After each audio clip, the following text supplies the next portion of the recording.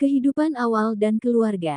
Ki Hajar Dewantara lahir dengan nama Raden Mas Suwardi Surjaningrat pada tanggal 2 Mei tahun 1889 di Yogyakarta.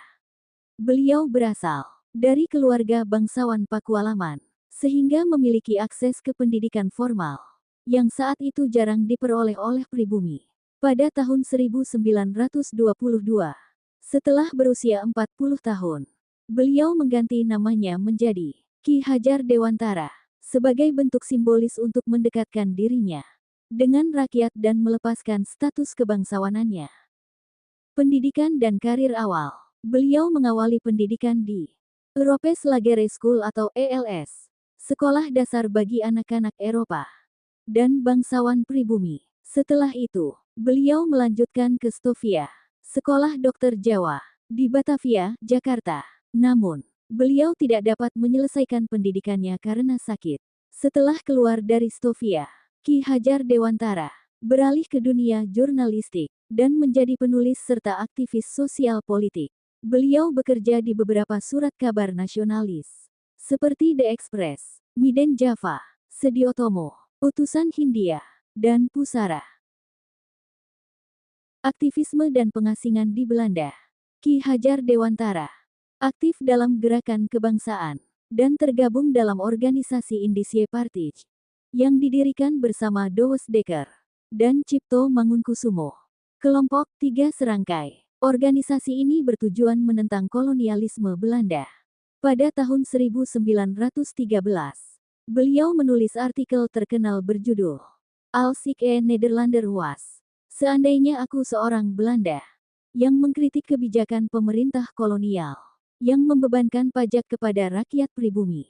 Untuk perayaan kemerdekaan Belanda, tulisan ini membuat pemerintah Belanda marah dan menangkapnya, lalu mengasingkannya ke Belanda bersama 2 rekannya.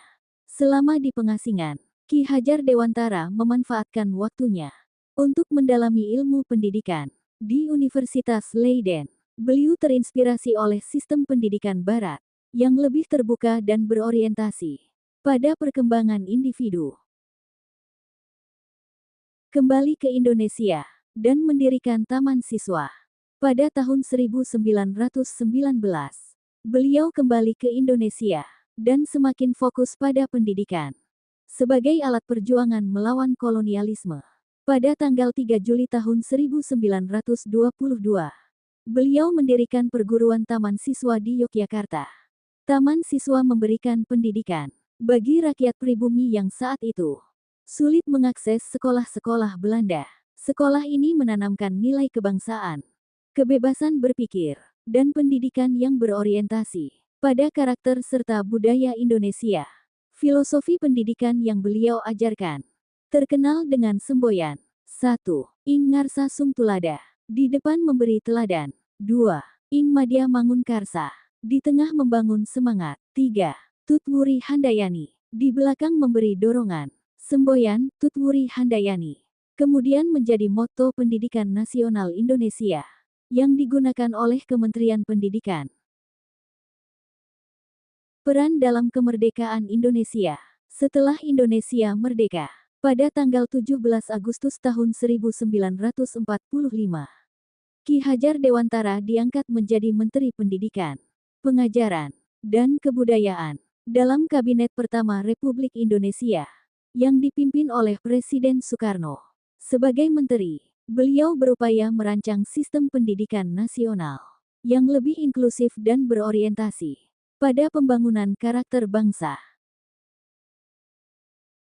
Ki Hajar Dewantara meninggal dunia pada tanggal 26 April tahun 1959 di Yogyakarta. Atas jasanya dalam dunia pendidikan, pemerintah Indonesia menetapkan tanggal 2 Mei, hari kelahirannya, sebagai Hari Pendidikan Nasional. Hingga kini, gagasannya tentang pendidikan tetap relevan, dan Taman Siswa masih beroperasi di berbagai daerah di Indonesia. Kesimpulan, Ki Hajar Dewantara adalah sosok yang berjasa besar dalam pendidikan Indonesia. Beliau bukan hanya seorang pendidik, tetapi juga seorang pejuang kemerdekaan yang percaya bahwa pendidikan adalah kunci untuk membangun bangsa yang merdeka dan berdaulat.